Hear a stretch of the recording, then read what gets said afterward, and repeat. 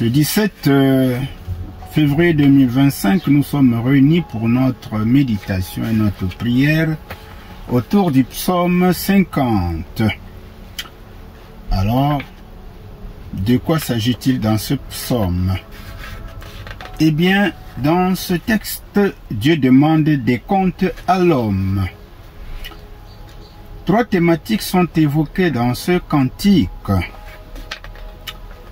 La première thématique, Dieu est le juge suprême, ce que nous pouvons lire au verset 1 à 6. En sa qualité de juge souverain, Dieu convoque le ciel et la terre pour être jugés. Ensuite, il publiera sa justice. Un Dieu resplendissant qui a devant lui un feu dévorant, autour de lui c'est l'ouragan. Le feu dévorant et l'ouragan sont des symboles de sa sainteté et de sa puissance. Celui qui n'a pas marché dans la sainteté ne peut pas tenir devant lui. La deuxième thématique.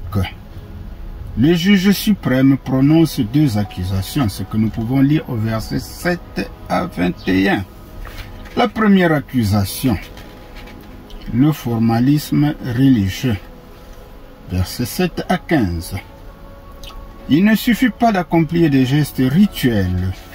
Ce qui compte, c'est le cœur reconnaissant et non pas seulement les signes d'action de grâce à travers vos holocaustes. Dans cette récrimination que Yahvé fait par la bouche du psalmiste au peuple d'Israël, chacun de nous est appelé à s'y mirer, afin que notre adoration soit une prière en esprit en vérité, et que nous soyons un sacrifice vivant et saint qui plaît à Dieu. Comme fait Romains 12, versets 1 à 2. La deuxième accusation, l'hypocrisie ou la rébellion, ce que nous pouvons lire au verset 16 à 21. Un peuple qui rabâche les lois de Dieu, mais dont le cœur est loin d'obéir à ses commandements, est un peuple cupide qui forge la malice et le mensonge, fait cause commune avec les adultères, calomnie son frère et déshonore sa famille.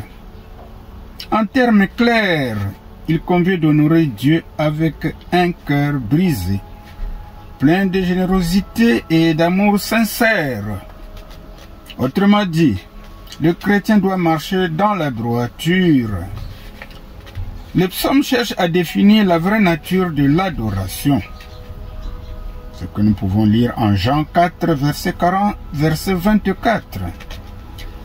Donc le psaume cherche à définir la vraie nature de l'adoration en dénonçant l'adoration extérieure qui ne transcende pas la vie du croyant, mais l'élève à l'hypocrisie. Il n'y a pas contradiction dans les termes pour celui qui rabâche les lois et les exécute, mais une interaction à trouver entre la connaissance des commandements et l'agir. Enfin, troisième thématique, le juge suprême offre une solution, ce que nous pouvons lire au verset 22 à 23. La condamnation définitive est ajournée pour que le coupable ait le temps de revenir au culte que Dieu réclame pour celui qui l'honore, et il le sauvera. Voilà la solution du juge suprême. Alors, quelle pensée nous inspire ce psaume, le psaume 50? Eh bien, devant Dieu, tout être humain est nu.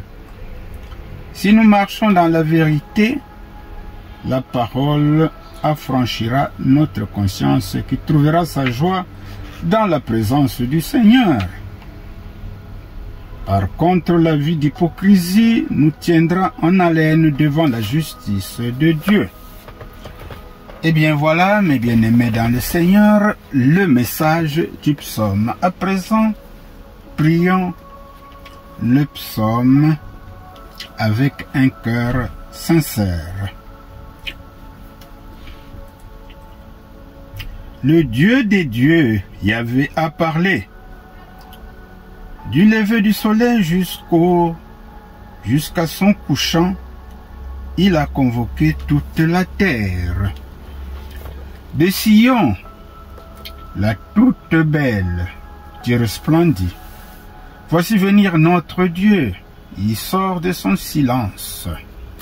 Devant lui passe un feu dévorant, autour de lui c'est la tempête. Il s'adresse aux cieux là-haut, puis à la terre. Il les convoque au jugement de son peuple. Rassemblez devant moi mes fidèles, ceux qui sacrifient, qui ont juré mon alliance.